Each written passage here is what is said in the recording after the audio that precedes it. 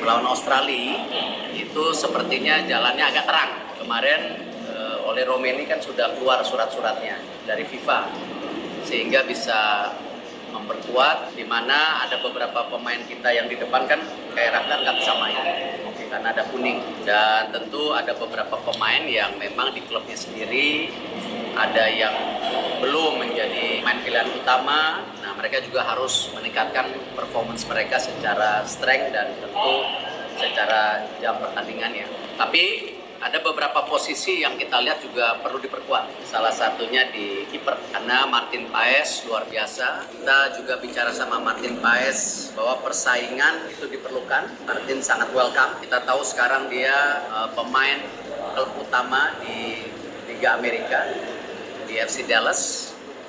Tetapi tentu yang namanya resiko itu pasti ada di sepak bola, yaitu cedera.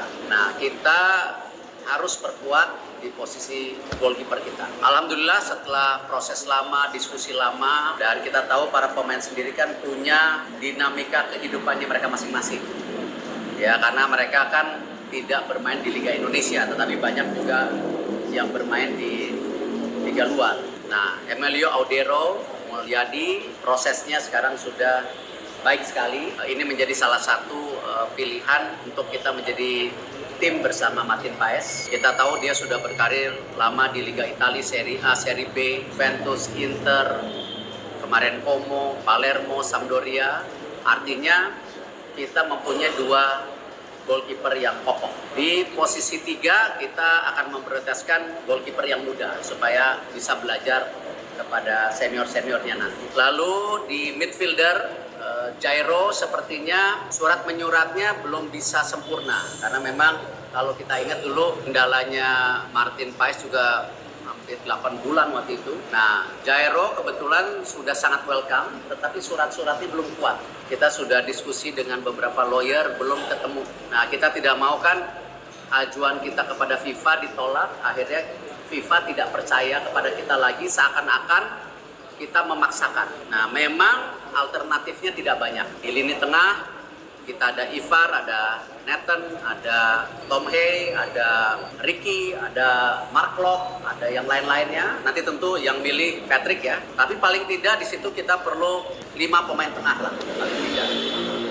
Nah, akhirnya pilihan yang juga selama ini kita coba ajak bicara dan akhirnya mau, Joy Pelupesi ya, dari keturunan Maluku. Ini dia sudah diskusi, sesudah berpikir bagaimana posisi dia juga diperlukan, dan terakhir dia kapten di klubnya. Dia sudah bermain di Eredivisie, di Liga Inggris di Sheffield Wednesday waktu itu, lalu juga sekarang di Liga Belgia.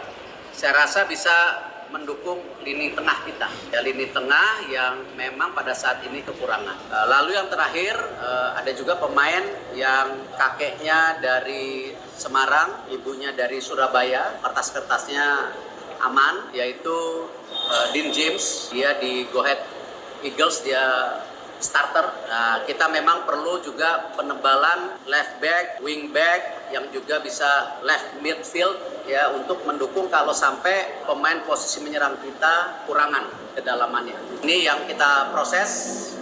Saya sudah lapor Bapak Presiden, Pak Prabowo, sangat welcome. Lalu saya sudah telepon Pak Menpora, nanti silakan tanya.